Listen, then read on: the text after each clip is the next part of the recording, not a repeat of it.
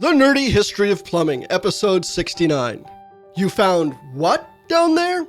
Over the history of drainage, this has meant a wide variety of objects have been found rolling into drains across the world.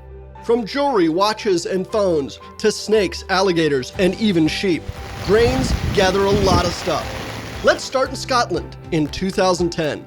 According to the Belfast Telegraph, a sheep was found dead in a sewer. Talk about ew. Around the same time in Tokyo, ash from incinerated sludge yielded $55,810 worth of gold. And this was when gold was going for $1,030 an ounce. Hi, I'm Nicole. I'm the Aquatic Invasive Species Specialist with Alberta Environment and Parks. As recent as 2015 in Alberta, Canada, this city has been asking folks to stop flushing goldfish down the drains because these goldfish have populated and are invasive to their environment. Subscribe to learn more about plumbing's history, or if you'd like to know more about your home's plumbing and need an expert, call the Plumbing Nerds.